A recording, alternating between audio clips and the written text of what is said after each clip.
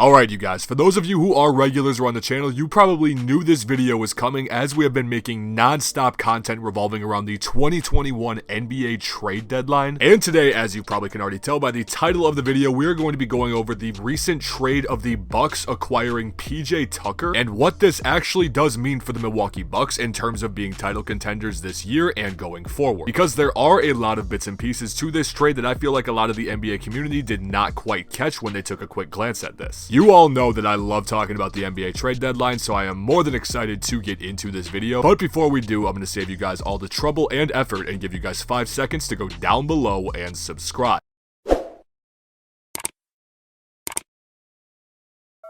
If you are new to my channel, you guys, I highly recommend hitting that button and sticking around, as we are coming out with brand new NBA content on a daily basis around here, you guys, covering all sorts of NBA topics. So for any of you guys that do this for me, believe me, I really do appreciate it. I'm happy to have you around. But without further ado, let's get into this video. Now, first things first, I should say this, that if you guys are watching this video with no recollection or knowledge of this trade, I will quickly read off to you the full details of this trade. As the Houston Rockets have traded PJ Tucker, Roy Kurucs, and a 2022 first round pick to the Milwaukee Bucks, in exchange for the Rockets receiving DJ Augustin, DJ Wilson, a future first round pick swap, as well as a 2023 first round pick from the Milwaukee Bucks. I should also mention, one way or another, the Phoenix Suns were able to land Torrey Craig in the midst of this entire trade. I am personally not quite sure if the Phoenix Suns had to give up anything to acquire Torrey Craig, but it couldn't have been that great of value if it has not been mentioned yet on social media. So we will just continue on. That in the entire picture is the full details of this entire trade. And if you're watching this video and wanted to know what this means for the Houston Rockets, I can pretty much sum this up for you in 15 seconds. In this trade, the Houston Rockets were pretty much able to receive a first round pick swap in the near future, DJ Wilson, who is a young player that might still have some potential in him, and on top of this, another trade asset in DJ Augustin that might be moved right away. I haven't heard anything on him possibly being traded, but that is just what I think at this time. But to get into how this trade has benefited the Milwaukee Bucks, this is a very solid move that a lot of teams were hoping to make before the 2021 trade deadline. And I think I can confidently say that so far at this point in time into the 2021 trade deadline, that this was the biggest trade for any team around the entire league. If I am somehow drawing a complete blank and missing another major trade that is much greater than this one, please let me know in the comments. This is just off the top of my head. But to get back on point, I just want to emphasize how this trade for PJ Tucker has helped the Bucks in two major ways, both on the defensive side and how this can make them that much more of a title contender. First things first, to get into the defensive side of things with this trade, we all obviously knew that the Bucks were one of, if not the best defending team in the entire NBA over the course of the last couple of seasons. As their current roster is built around the reigning defensive player of the year in Giannis Antetokounmpo, they also have a very high amount of defensive assets around him. And adding another major skilled defensive piece in PJ Tucker is honestly just going to make this team that much better on this side of the basketball. I do know with saying this, however, that there are going to be some people that are going to be coming into the comments and saying that PJ Tucker is not the player that he once was that we are all thinking of. Because if you did not know, PJ Tucker is currently turning 36 as soon as May, while also going into free agency after this season. And I do slightly agree with this statement that some people might be trying to make, as I do believe that the media somewhat overhypes PJ Tucker's ability to help the contending teams that were trying to trade for him. But by me saying his contributing factors might be a little bit overhyped does not mean by any means that I am saying he is not going to be a contributing factor for the Milwaukee Bucks. Because believe me when I say it, I do firmly believe PJ Tucker is going to have a great impact on the Milwaukee Bucks, more so the fact that that is the reason I'm creating this video for you guys. And on top of his defensive ability to help the team, you guys, you have to think about it that PJ Tucker is quite literally the definition of a floor spacer. As I would say, over 80% of the time when watching PJ Tucker play in games over the course of the last couple seasons, he has been standing in the corner